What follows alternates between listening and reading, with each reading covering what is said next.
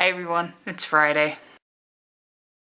Hey guys, it's Friday and You're watching Five Foreign Friends. Friends. The theme of this week is Harry Potter. As you can tell by my decision to apparate in front of the camera. As you can see directly behind me, my house is on the wall. Viv, I actually loved your video and I loved your poem about Luna Lovegood. I don't like the character Luna Lovegood, but it was a good poem. Adam, I completely disagree with your video and I will tell you why in a few moments. Well, it's not you disagree with your video per se, but disagree with your comment about the second book, which I will get to in a moment. Sam was unable to put up her video on Wednesday due to a personal family problem that I do not wish to go into. Sam, my deepest condolences go out to you. If you need to talk, just let me know. I am always around. Ashley, like you, I divide up my categories of Harry Potter as well. So, without further ado, I will get into that. I divide Harry Potter into two different categories. One, the books I like. And two, the books I don't like. The second book is completely important to the entire story. One, you have the destruction of the first Horcrux, which is completely relevant to the Harry Potter story.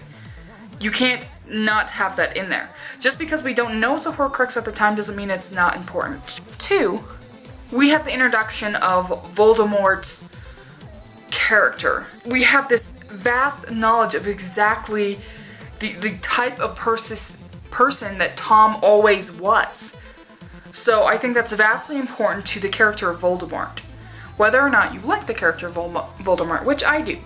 So, kill me now. It's the reason I'm in Slytherin. Now, the book that I do not like is the third book. And I will tell you the exact reasons why this book, is irrelevant to the entire Harry Potter world. There are only two reasons why this book is somewhat relevant. And personally, you could have stuck this information in any other book. Number one, we have the knowledge that Peter Pettigrew was actually the person behind Harry's parents' demise. Which really isn't all that necessary because Peter Pettigrew plays such a ridiculous role in the book that I don't even think his character is personally needed at all. You could have had so many different people give their hand to bring Voldemort back in the fourth book. Two was the information behind the Marauders map, which again could have been brought in on any other story. Especially the fourth one. Would have been a great place for the fourth one. Sirius Black. His character is not needed in the entire story of Harry Potter. He's a great character, don't get me wrong, but it's completely useless to the rest of Harry Potter. So yeah, my thoughts on the third book is that it's completely irrelevant to the story. There is no information that we glean in that book that is truly must-know information. And yeah, I just don't like that book at all. There's nothing important in it. My silver lining for the day is that we're a week away from the release of Deathly Hallows. My challenge this week was from Adam. I was supposed to compare the other four to popular literary characters. Viv, I likened you to Alice in Alice in Wonderland. My reasoning behind this, Viv, from what I know of you, you're very determined, I think. You're kind of like me though, you kind of spend a lot of time daydreaming, I think. So I kind of gave you Alice because you daydream a lot. And you're very polite and well-mannered and courteous, just like any other well-brought-up British lady. Well, I don't know. You got Alice. I don't know if you like Alice in Wonderland, but I gave you Alice. Ashley, I likened you to Anna Karenina from Anna Karenina by Leo Tolstoy. I could really see you as like the passionate, determined, and like kind of feminist that she was in that book. You know, besides the fact that she was sleeping around with somebody else. Okay, just throw that out of the window. But, yes, so I likened you to Anna for those reasons. Adam, you got Frodo Baggins.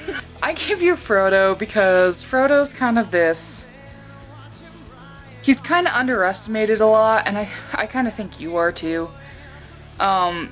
He's an underestimated character who achieves something that basically nobody else could. And I kind of see you as that kind of a character, as that kind of a person that you can achieve just about anything, but you're not necessarily taken seriously all the time. So, you got Frodo. So, be happy.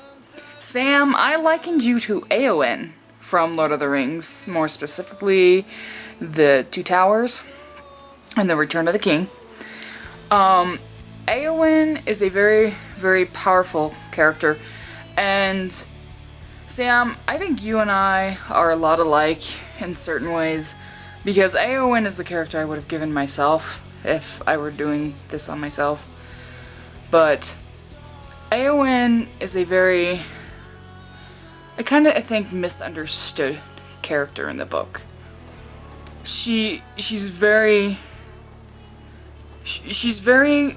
alone in what she's doing. She cares and is extremely passionate and very caring towards her family, especially the fact that she takes it upon herself to try to help her uncle Theoden and her cousin Theoden.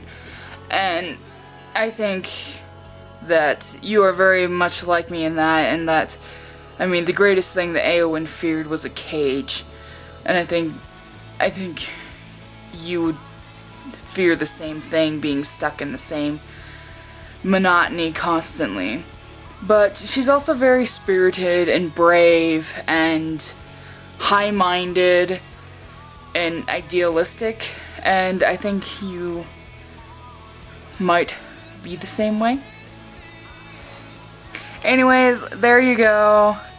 There you are all for likened to literary characters. Whether or not you like them, I'm sorry. Don't hate me. I heart you all. Well, alrighty then. Toodles, guys.